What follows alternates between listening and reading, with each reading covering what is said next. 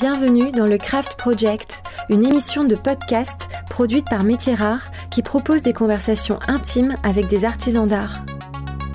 Un artisan d'art est un homme ou une femme qui choisit de faire apparaître de nouveaux objets sur la planète et consacre à cette tâche son corps, son âme et son esprit avec technique et poésie. Du dernier des Mohicans au néo-artisan, le Craft Project cherche à comprendre comment se construit et se vit une vie d'artisan, pour parler à nos cœurs de faiseurs, de chercheurs de sens et de rêveurs.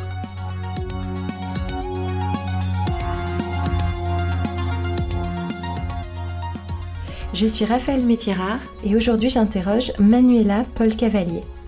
À 48 ans, Manuela Paul-Cavalier n'est pas doreuse. Elle agite les photons, elle anime l'ombre entre les plis, elle texture les transparences. Manuela Paul-Cavalier utilise les techniques du XIIIe siècle pour ennoblir les matières de demain. C'est une restauratrice puriste et une créatrice sans frontières, qui aime bâtir des ponts entre les savoir-faire depuis son atelier de Saint-Germain-des-Prés. Bonjour Manuela. Bonjour Raphaël. Elle a commencé comment cette vie d'artisan ? Vous étiez comment petite fille ? Vous étiez créative déjà avec vos mains ? J'étais créative, non j'étais observatrice. J'étais observatrice des couleurs, des matières, des intensités, des camailleux, des lumières, des mouvements, des harmonies. Voilà. J'ai des souvenirs du jardin haut comme 3 pommes, comme une jungle, avec toute cette intensité de la lumière qui venait baigner sur des pierres, qui venait baigner sur des fleurs, avec les insectes tout autour, avec cette intensité de matière en vibration en fait. Et vos parents étaient des gens créatifs. Qu'est-ce qu'ils faisaient dans la vie ? Est-ce qu'ils vous ont appris à avoir ce regard-là sur le monde ? Mon père était d'abord ingénieur, ensuite est devenu artiste. Intéressant. Voilà, donc il y avait toujours une sensibilité où est-ce qui était artistique, absolument. Ils vous ont emmené dans les musées, Ils ont pointé le doigt vers les belles choses avec vous ? Oui, ils nous ont emmenés vers des musées, des belles choses. Et après, c'était surtout, nous étions plutôt à la campagne, donc on vivait aussi beaucoup dans la nature. Donc j'ai des souvenirs d'entendre une goutte d'eau qui tombe sur un chapeau au milieu de la forêt, dans un silence total, avec cette humidité parfumée, étrange, où on attend les animaux surgir pour les observer. Donc voilà, c'est un souvenir du paysage comme un ensemble très émouvant et très sensuel en fait, d'interprétation de l'environnement, de tout ce qu'il y avait autour. Et alors, à l'école, vous avez fait un parcours normal, généraliste, jusqu'à quand ? Quel est votre parcours ? J'en sais rien, moi d'ailleurs. C'est un parcours normal avec des... C'est-à-dire normal ? Normal, c'est un parcours scolaire avec un peu de pensionnat, un peu de vie... parisienne, trop tôt, toute seule d'ailleurs. Ah ouais. Un bac, et puis après un bac, je suis partie étudier l'histoire de l'art à Florence. D'accord, donc jusqu'à Florence, il n'y a pas de formation manuelle, il n'y a pas d'école d'art, il n'y a pas de... Non, mais je dessinais tout le temps en fait. J'avais un petit carnet de dessin qui était, on peut dire, une forme de journal intime du dessin, et je dessinais les gens autour de moi, dans un café, dans un musée, dans le métro, partout. Voilà, je croquais toute la journée. Et c'était un peu un parcours de vie, ça m'accompagnait dans mon quotidien et j'avais toujours un crayon qui dansait à côté de moi. Vous continuez à dessiner votre vie aujourd'hui ? Je n'ai vraiment plus le temps, mais j'attends avec impatience de temps en temps, oui. Donc, études d'histoire de l'art.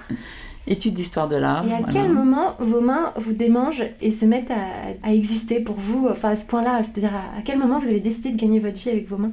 En fait, ça me suivait toujours, parce que quand je suis arrivée à Florence, je suis rentrée en fac d'histoire de l'art, mais je ne parlais pas italien, donc je croquais tous les diapositives que présentait le professeur en échange de cours et rédigeais correctement, ça me permettait d'apprendre. Et ensuite, petit à petit, à un moment, toutes ces matières, je rentrais dans une telle... théorie en fait de l'image, une telle théorie de l'art que je me suis dit mais on oublie aussi la base qui est une émotion. La première chose est une émotion. Et donc je voulais retourner vers cette émotion première en retournant vers la matière. Et je suis partie faire un petit concours dans une petite école de Florence pour les Florentins, en tout cas les Toscans, et puis c'est parti à ce moment-là. Et c'était une école de restauration ?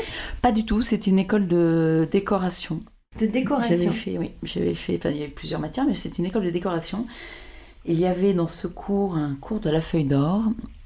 Et je revois le professeur arriver au premier cours avec une feuille d'or qui s'est mise à danser dans l'air, à se virevolter sur sa main, et avec cette petite main nerveuse qui accompagnait en fait la feuille d'or dans la descente, tout doucement comme ça dans l'air, portée par l'air avec une infinie délicatesse. C'était un coup de foudre, c'était ça, c'était mon métier, c'était parti. Coup de foudre pour la feuille d'or. Pour la feuille d'or. Donc c'était une école de décor, mais comment ça se fait que vous ayez été restauratrice? Parce que vous avez été restauratrice pendant très longtemps. Parce que j'ai, on peut dire, enquiquiné mon prof à ce moment-là jusqu'à temps qu'il me prenne comme apprenti. Il faisait la restauration. Et donc j'ai commencé la feuille d'or par la restauration. Et je travaillais dans multiples ateliers à Florence, autour de Florence, à Florence même. J'ai multiplié les expériences d'atelier en atelier. J'étais boulimique de pratique, d'expérience, de technique. Je nettoyais les casseroles pour deviner les secrets. J'arrivais le matin beaucoup trop tôt et on me faisait attendre à l'entrée parce que c'était pas encore l'heure. Et voilà, et c'est petit à petit, en fait, je suis vraiment entrée dans la restauration, dans aussi le travail d'arabesque, de patine, avec Andrea Martinelli à Prato, avec plein d'ateliers comme ça, petit à petit. Voilà, alors justement, c'était ma prochaine question. Est-ce qu'il y a eu, j'entends qu'il y a eu une boulimie d'apprendre, mais est-ce qu'il y a eu un maître en particulier qui vous a guidé dans ce chemin-là?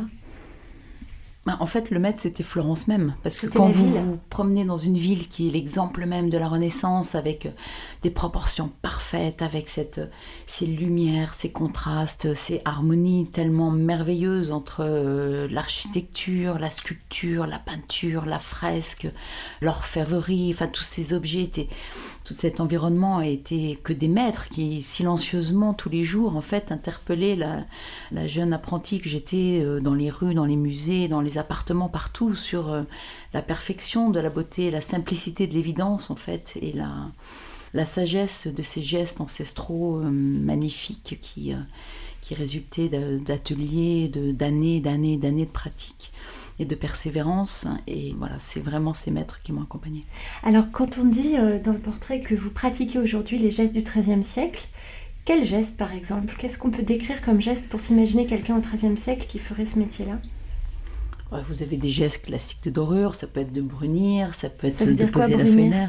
Brunir, c'est mettre en lumière la feuille d'or. Quand vous posez une feuille d'or avec de l'eau, la feuille d'or est toute flétrie et toute mate, et puis vous appliquez la pierre d'agate et vous frottez toute cette préparation, et petit à petit, millimètre par millimètre, la lumière commence à surgir comme une vraie poésie de cet or, et voilà, et l'objet prend essence et commence à dialoguer avec la lumière à ce moment-là.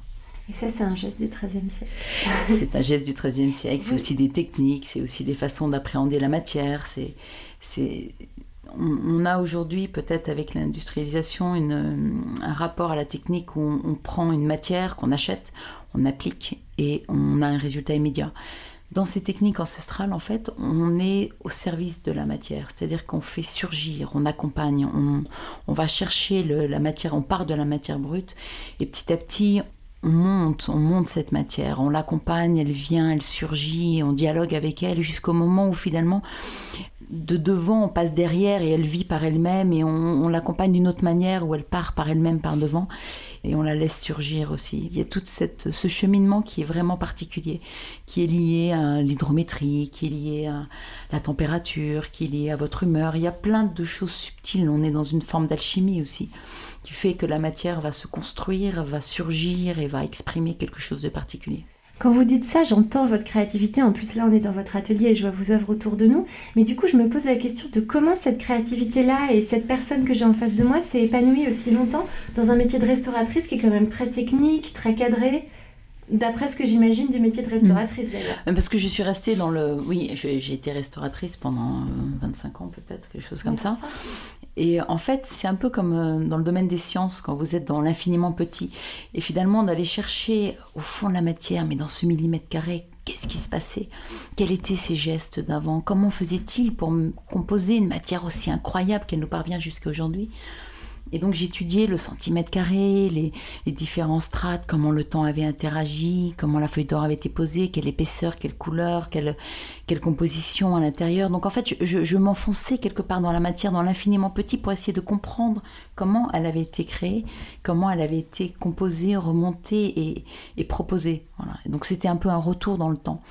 Et après, lorsque je patinais pour retrouver une personnalité un peu plus ancienne, et ben je retraçais ce temps, je remontais le temps. Donc c'était une façon d'aller de plus l'infini, moins l'infini, de revenir de moins l'infini vers aujourd'hui. Enfin voilà, cette espèce de méli-mélo, de lien, de dialogue en fait profond avec l'essence même de la nature et de cette matière, c'était mon approche de restauration. Donc c'était un univers fascinant en fait. Et à quel moment vous avez décidé de laisser derrière vous toute cette vie-là pour devenir l'artiste que vous êtes aujourd'hui? Parce que vous restaurez encore aujourd'hui, je sais pas. Non, pas du tout. Non, plus du tout. Non, maintenant, plus du tout. C'est plus que la création. Parce qu'en fait, je passais ma vie toujours entre les 13e, 17e, 18e, où je pouvais avoir des pièces importantes à restaurer et je demandais à mes clients de me laisser le temps. Alors je pouvais mettre 1 mois, 2 mois. J'ai écouté par exemple de la musique baroque espagnole pendant longtemps pour comprendre, essayer de m'imprégner aussi de ces époques, m'imprégner du geste, savoir si l'artiste était droitier, était gaucher. Est-ce que là, à ce moment-là, quand il avait fait ce geste, est-ce qu'il était en train de parler, il s'est retourné soudainement et donc je retrouvais ce geste où il se retourne soudainement. Et en une seule fois, il fallait le faire. Donc voilà, je rentrais tellement dans cette matière que je me suis dit, mais dans ce quotidien du passé, où cette goutte qui s'est figée sur le côté d'un cadre, par exemple, qui était là, le quotidien du 16e, du 17e, du 18e, qui était juste devant moi. Et ce quotidien, je me disais, mais qu'est-ce qui serait aujourd'hui, en fait ? Et à force de rentrer dans cet atelier où je rentrais dans les siècles passés, un jour, je me suis dit, mais qu'est-ce que serait Versailles aujourd'hui ? Le monde entier va voir Versailles, il y a vraiment une fascination, c'est magnifique. Et aujourd'hui, quelle est l'Antiquité de demain en fait ? Comment on pourrait interpréter aujourd'hui ce savoir-faire ? Comment être passeur de savoir-faire ? Parce que finalement, ces techniques, elles viennent d'ateliers qui ont travaillé des années, des siècles. Et j'ai un tout petit savoir-faire à mon niveau, de ce que j'ai pu comprendre, essayer d'assimiler. Et il m'a été confié aujourd'hui, maintenant. Et comment le passer à demain ? On est détenteur, on est responsable de ce savoir-faire. C'est du patrimoine de France. Et le passer à demain, le transposer à demain, c'est une façon aussi de... c'est une question qui m'était importante et qui n'était pas seulement dans la restauration, mais qui était dans justement une antiquité pour demain et un passeur de savoir-faire aussi pour le public. J'avais exposé à Hong Kong. Je m'étais rendu compte que les Chinois ne savaient plus ce que c'était qu'une feuille d'or. Ils arrivaient devant mes tableaux et ils me demandaient mais est-ce que c'est de la peinture d'or ? Et j'étais vraiment choquée. J'étais vraiment étonnée parce que je me dis mais comment, si un Chinois ne sait même plus ce que c'est qu'une feuille d'or, mais où va l'humanité ? On a quand même copié, leur or nous a fascinés dans les siècles passés, donc comment est-ce possible qu'on oublie ça ? Et là je me suis dit mais il faut le transmettre aussi au public, donc créer des œuvres ou créer des supports, créer des choses qui permettent d'être une antiquité de demain et de passer ce savoir-faire avec mes techniques ancestrales. Et donc un jour j'ai ouvert mon atelier, la porte de mon atelier en me disant voilà, tous ces siècles passés, ce savoir-faire ancestral, nous allons en faire quelque chose de très contemporain. Incroyable. Incroyable. Et alors, je sais que tu as été en résidence au Japon. La technique, alors tu vas me dire le nom de cette villa fou. C'est la villa Kujoyama. Kujoyama. qui est l'Institut français du Japon et soutenu par la Fondation Schuller. D'accord. Et en fait, il y avait des techniques au Japon de dorure et d'application de feuilles d'or que tu as apprises là-bas, ou est-ce que toi, tu leur as appris des choses ? Comment ça s'est passé, ce dialogue-là, avec les artisans d'art au Japon ? Est-ce qu'il y a eu un dialogue avec des artisans d'art au Japon ? Il y a eu 1000 dialogues avec des artisans d'art au Japon. C'est une expérience extraordinaire. Parce que c'était un moment fabuleux, c'est-à-dire qu'au moment d'une maturité aussi dans ce métier, de partir comme ça au Japon, c'est d'un seul coup de partir dans une remise en question totale. De partir avec le doute. Et en plus, j'étais lauréate en 2014 pour la réouverture. Je l'ai su très très tard, donc j'ai pas pu préparer vraiment ce voyage. Je l'ai su 2 mois avant de partir et il fallait organiser l'atelier, la vie personnelle, tout en même temps, c'était fou. Et donc je me suis retrouvée dans l'avion avec l'adresse de cette villa Kujoyama en me disant, voilà, lâcher prise. Et en arrivant à la villa Kujoyama à Kyoto, j'ai rencontré des gens extraordinaires. Et c'était vraiment... partir à l'aventure, partir à la rencontre, partager. L'idée, c'était d'aller partager avec des ateliers japonais tout un savoir-faire français, aller à leur rencontre, parler de matière. Et j'arrivais à des rendez-vous avec juste des matières. Et d'un seul coup, le dialogue s'établissait. Alors, un dialogue qui se faisait avec des traducteurs parfois aussi avec des dessins, avec des mimes, avec comme on pouvait. Et c'était vraiment... la matière devenait quelque chose d'universel et pouvait parler et ouvrir aussi des ateliers, des expériences incroyables. Et j'étais partie avec l'idée de de travailler sur la dorure, de faire plein de choses. Et il s'est passé complètement autre chose. Et c'est ça la magie, justement, des résidences, de cette résidence de la Villa Kujuyama, c'est qu'il se passe autre chose. Et pour des artisans confirmés, partir à l'aventure, se remettre complètement en question et redevenir un enfant avec des yeux nouveaux par rapport à son métier, son approche, son expertise, qui devient d'un seul coup plus du tout une expertise, parce qu'on apprend toujours. Le matin, quand je rentre à l'atelier, c'est moi l'apprenti, et je ressors le soir, j'ai appris quelque chose. Et dans ces pays, dans cette culture différente, c'est vraiment d'une profondeur et d'une richesse exceptionnelle. Et tu gardes des liens avec ces artisans-là? Tu vas les voir, ils viennent te voir, ou est-ce que c'est resté dans cet espace-temps? Ah non, je garde plein de liens, je continue à travailler avec eux, et je crée donc des matières pour les décorateurs d'intérieur, et je crée des matières aussi exceptionnelles avec des artisans d'art japonais. Ça nous permet de faire des collaborations ensemble et de les amener sur un plateau international par rapport aux projets qui peuvent se présenter. Donc c'est vraiment une continuité et je dirais presque quand je suis à Kyoto, je me sens revenir quelque part dans ma source profonde. T'amènes toi ton atelier dans une valise, comment tu fais pour travailler quand t'es à Kyoto? C'est ça, j'ai eu l'occasion lors d'un projet de monter un atelier éphémère pendant 1 mois et demi, donc je suis partie avec une grosse valise, c'est qu'à le dire. Voilà, mais finalement t'as pas besoin de grand chose toi? Non, c'est mes mains en fait. Mon premier outil, c'est mes mains. Après, il y a bien sûr quelques outils aussi, mais je dirais que la qualité d'un artisan d'art, c'est ses mains et c'est aussi son âme, sa personnalité, son caractère, ses émotions. C'est ça qui permet aussi de dialoguer avec la matière. C'est pas, en aucun cas, on a une technique, un prototypage de technique, de méthode d'application avec un process précis. C'est beaucoup de lâcher prise dans cette haute technologie, on va dire, quelque part. Voilà. Et alors justement, quand tu dis haute technologie, en réalité, comment tu parles d'innovation, toi, dans ton métier aujourd'hui? C'est quoi l'innovation pour toi, au quotidien? L'innovation, au quotidien, ce sont mes techniques du 13e que je réapplique. En fait, c'est retrouver vraiment ces matières d'une subtilité incroyable, la façon de les utiliser, les tester et retrouver vraiment les techniques ancestrales. Il y a des choses qui sont contemporaines et qui peuvent être intéressantes aussi, mais ce que j'aime, et là où je mets le caractère propre de mon atelier, c'est de travailler dans les techniques ancestrales que je vais rechercher, puiser, chercher dans des vieux grimoires. Et c'est aussi une question de discipline, de comportement, de recherche personnelle. Tout ça est un ensemble, en fait. Si je vous parle de la sensualité des métiers d'art, vous voyez ce que je veux dire? Oui, bien sûr. Je dirais que c'est une méditation avec les mains, en fait. Voilà, c'est de travailler, quand on voit la feuille d'or, c'est vraiment 1% du travail. Derrière, il y a toute la préparation. Toute cette préparation, elle se fait avec des cols de peau de lapin, de la craie, de l'ail, enfin plein de choses pas possibles. Et ça se passe avec des pinceaux, ça se passe avec des tas de choses. Et la main est avant tout la sensualité de la main, c'est-à-dire d'avoir des yeux au bout des doigts, d'avoir des oreilles aussi quelque part au bout des doigts. C'est la main qui permet d'accompagner cette matière, de la faire surgir et de transmettre beaucoup de choses. Donc vous voyez ce que je veux dire. Alors un aspect beaucoup moins poétique, mais que je pense important, c'est l'aspect économique de la vie d'un artisan d'art.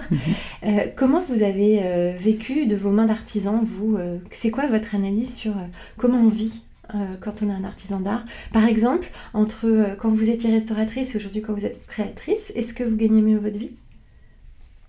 J'étais plus jeune restauratrice, oui, disons que c'est sûr que l'aspect économique est très important, mais la première valeur, de toute façon, quand on rentre dans ces métiers, c'est aussi la jouissance de la vie, la jouissance de ce qu'on fait, la jouissance de ces matières, de ce quotidien, c'est-à-dire se lever le matin et d'avoir envie vite d'aller à l'atelier et le dimanche de dire non, je reste parce qu'il faut que je me repose ou faire autre chose parce que ces ateliers, ce sont des endroits où on aime y vivre, où la qualité de la vie est importante. Après, évidemment, l'aspect économique est important, petit à petit, les choses s'améliorent et ça, c'est essentiel.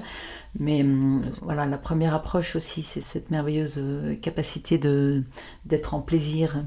Et le plaisir est une notion qui, aujourd'hui, je pense, a une importance de plus en plus importante dans nos quotidiens, dans notre travail. Bien sûr. Et puis bon, quand même, vous en vivez, vous êtes indépendante, vous êtes... Oui, j'en vis, il y a des hauts, des bas, on est indépendant. C'est des métiers qui amènent des expertises pour des niches assez particulières quand même. Donc voilà, mais bien sûr. Et puis je suis entourée aussi de gens compétents qui m'aident, qui m'entourent. Et voilà. Alors justement, j'allais poser cette question qu'on retrouve souvent dans les destins d'artisans d'art, des anges gardiens, des gens qui aident, qui accompagnent, qui soufflent un peu à l'oreille. Est-ce que vous avez eu ça, vous, autour de vous?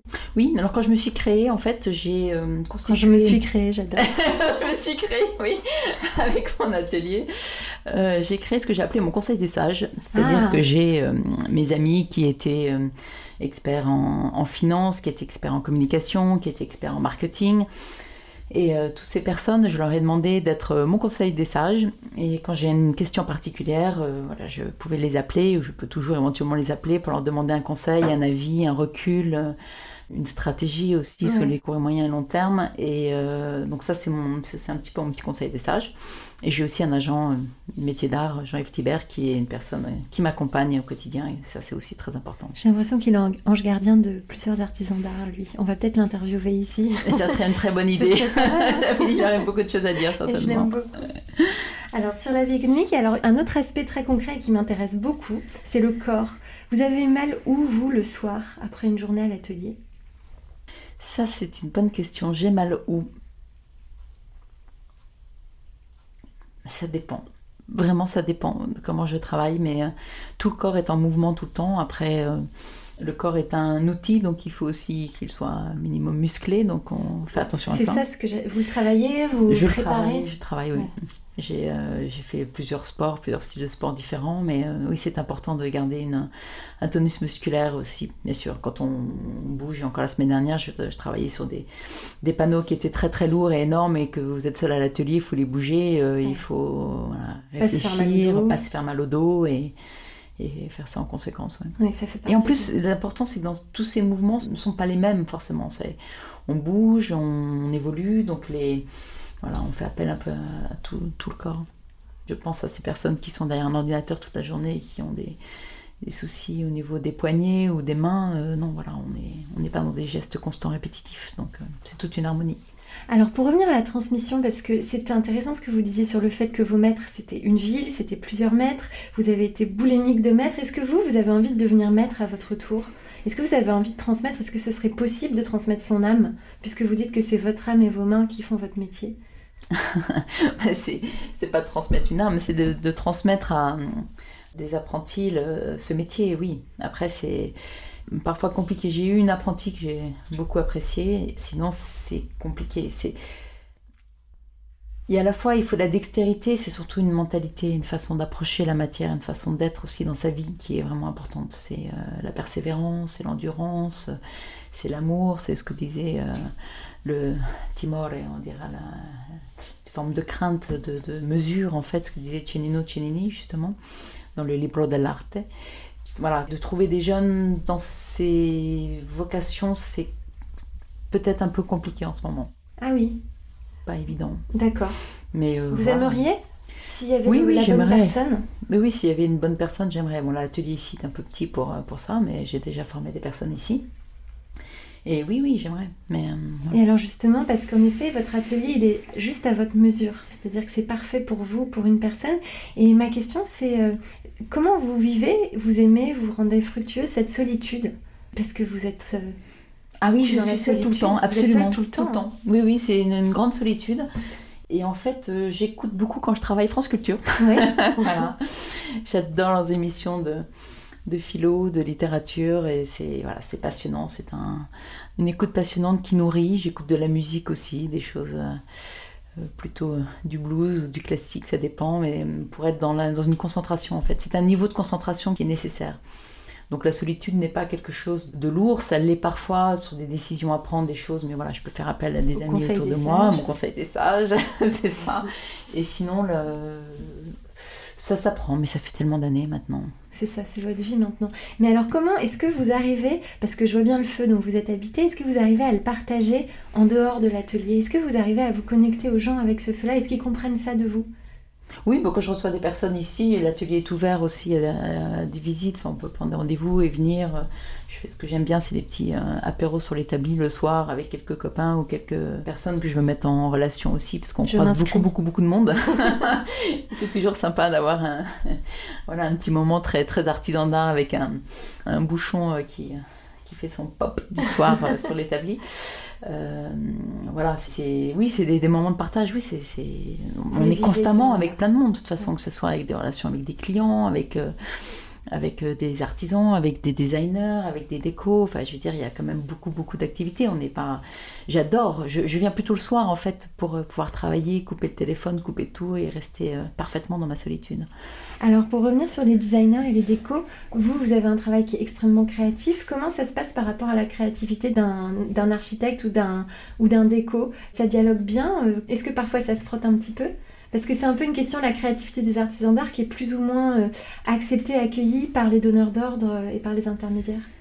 Mais en fait, les personnes viennent ici parce qu'ils ont envie d'avoir une feuille d'or, mais ça dépend. Il y a des décos qui savent exactement ce qu'ils veulent, d'autres qui ne savent pas exactement, d'autres qui peuvent reconnaître aussi. Enfin, j'ai une façon de travailler sur l'or comme une lumière aussi. Donc, il y a une expertise dans les contrastes, dans les subtilités, de l'or ostentatoire ou de l'or discret, de l'or poétique, de l'or comme un murmure. Il y a tellement de façons d'interpréter les matières, des conjugaisons de matières, que voilà, il y a 1000 possibilités différentes. Donc les personnes viennent me voir avec un projet, on en discute, on en parle, je montre des échantillons, des couleurs, je peux donner aussi des avis, et puis ça se construit ensemble. Voilà. D'accord. Et par exemple, il y a quelques jours, j'ai construit avec Vincent Darré, qui est venu pour faire des panneaux qui partaient à Tokyo, et il est venu avec un dessin. Juste un dessin, un croquis, une aquarelle, et de là, en un temps record, il fallait faire 2 tableaux, et j'ai relevé le défi. Et Vincent a cette capacité extraordinaire aussi d'être vraiment dans un partage, dans une collaboration ensemble, où il m'a laissé interpréter son dessin sur les matières, sur les couleurs, comment on les a construits. On a vraiment fait ça à 4 mains en fait. D'accord, donc il y a vraiment encore un espace de créativité il y a aussi vraiment dans un ces espace cas-là. de créativité, oui, tout à fait. D'accord. Quand j'ai travaillé aussi sur les flacons de parfum d'une grande société. Donc c'était les flacons de parfum Opium.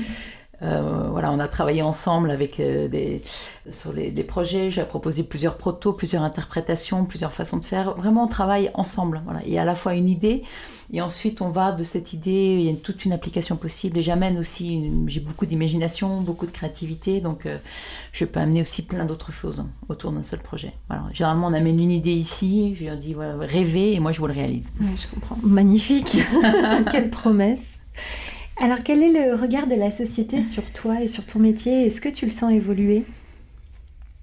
Et oui, il y a quelques années, l'artisan d'art, on était des gens tellement besogneux, un peu stupides au fond d'atelier. C'était gentil, voilà. Ouais. On va dire, il y avait cette image. Un peu condescendant. Oui, bien sûr. Et aujourd'hui, c'est autre chose. Et puis, après, ma façon d'interpréter la dorure est particulière, parce que je réinvente aussi quelque part ce métier dans cette créativité, ces techniques ancestrales de façon contemporaine. Il y a aussi une partie artistique, il y a une partie de travailler sur des créations comme des tableaux d'émotions. Je ne suis pas dans une case, donc ça peut être très gênant. Ce que tu veux dire, c'est que tu as gagné un peu tes galons et le respect du monde quand tu as été considérée comme une artiste. Mais artisan d'art, ça suffisait pas? Non, je ne suis pas considérée encore comme une artiste. Enfin, si, peut-être, je ne sais pas, mais c'est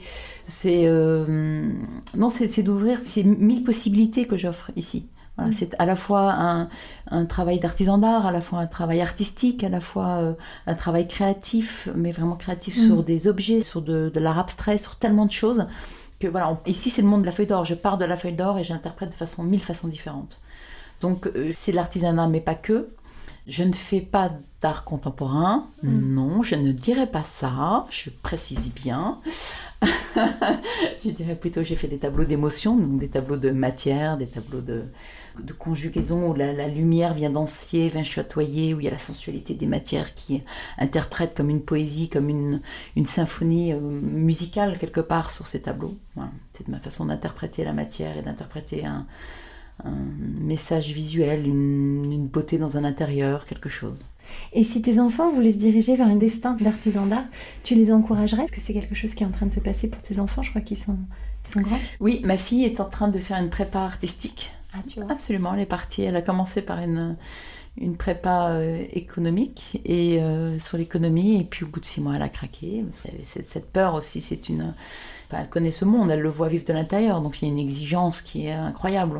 On ne parle pas des heures, mais par exemple, là, j'ai travaillé 100 heures en 9 jours, donc on réveille le matin, on va se coucher le soir avec l'atelier. Enfin, il y a vraiment une exigence de travail qui est d'une persévérance impressionnante dans ces métiers. Et on n'est pas là dans un hobby. J'ai vu des gens arriver en disant non, mais vous faites que travailler. Vous venez souvent à l'atelier. Alors comment dire, je vis. Dédication absolue.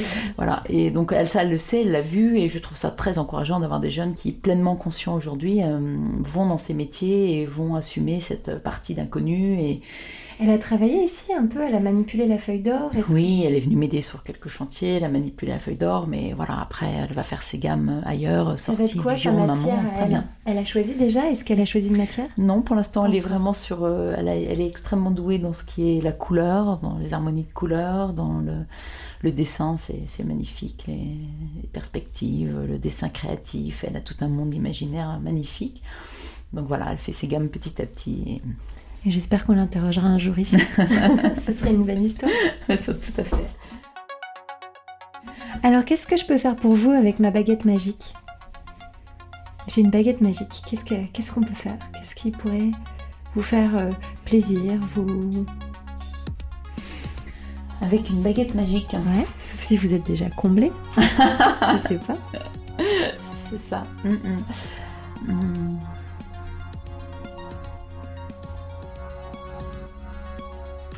Je réunirai en fait dans une exposition, je ferai une performance avec l'or, la danse, la musique et la poésie.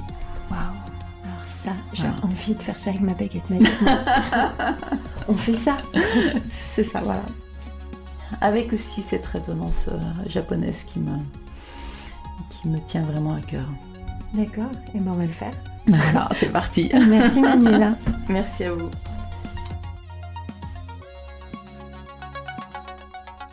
Métiers Rares est un studio de craft thinking. Le jour, Métiers Rares imagine et bâtit des ponts entre les métiers d'art et les marques. La nuit, Métiers Rares produit des podcasts qui célèbrent l'excellence et la créativité des humains. Si vous avez aimé ce podcast, dites-le nous avec 5 étoiles. Abonnez-vous, parlez de nous. Suivez-nous sur Instagram @métiersrares. Suivez-moi sur Instagram @RaphaëlMétiersRares. La signature musicale a été créée par Velvet Stairs. Je remercie Philippe Calvérac pour le montage minutieux et le mixage exigeant.